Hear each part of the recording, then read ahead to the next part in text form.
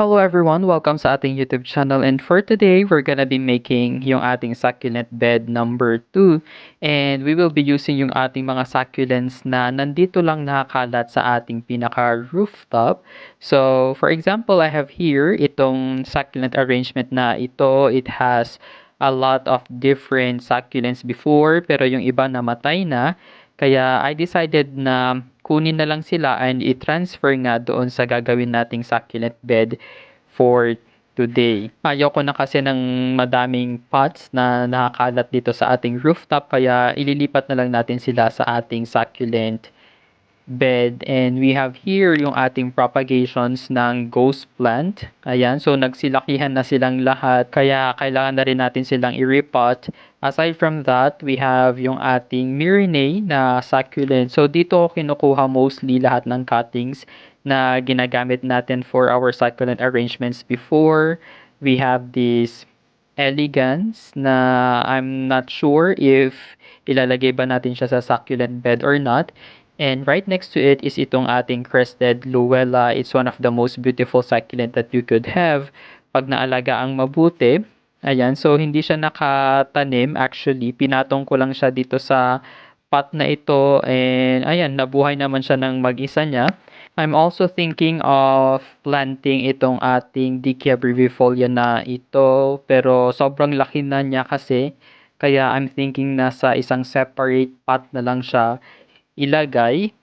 And of course, meron din tayo dito yung mga succulents na ganyan, yung talagang sobrang napabayaan lang dito sa ating rooftop.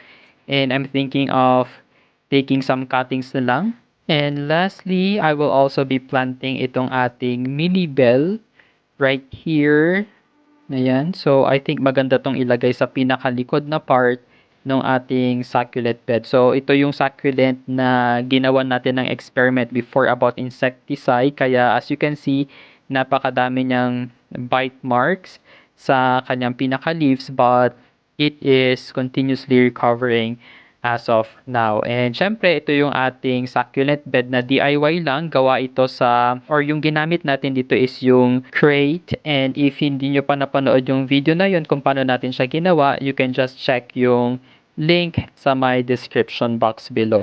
Bago tayo magtanim, naglagay pala ako dito ng insecticide. Ayan, so yung nakikita nyong parang pinkish purple dyan, insecticide yan, and I'm using Starkle G. Ayan, so mas preferred ko yung brand na yun as compared to the cheaper ones, kasi medyo mas toxic talaga yung other brands as compared to the Starkle G. Then after, tatabunan lang natin yung insecticide ng another layer of our potting mix, and right after, pwede na nga tayong magtanim.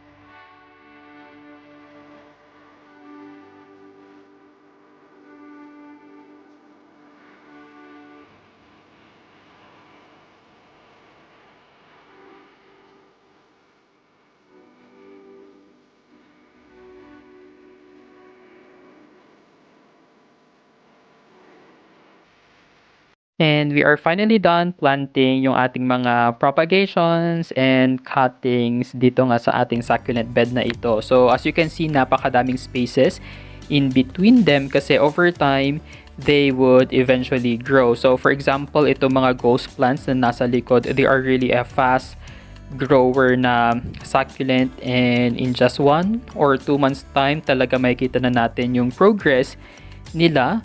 And here sa harapan, I have added some Echeverias as well. Yung ating crested Luella, nandito siya sa pinaka gilid na side.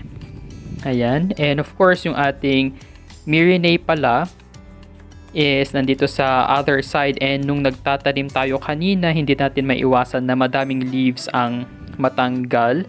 But that's completely okay kasi pag hinayaan lang natin sila dyan, they would eventually grow on their own. Ayan. So, ganyan lang kasimple yung ating succulent bed as of today. This is the second succulent bed, and right next to it is yung very first na succulent bed natin. So, makikita ninyo, nagsilakihan na nga yung ating mga succulents, and hahayaan lang natin sila dyan until they would completely cover nga itong kanilang succulent bed.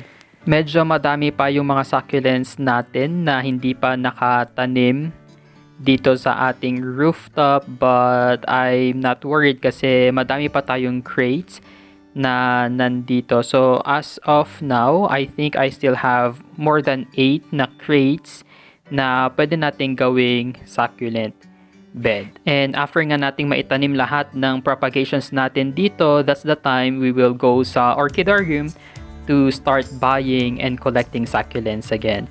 That's all for today. Thank you guys for watching. Don't forget to like and subscribe to our YouTube channel. You may also visit our Facebook page at Desert Succulent PH.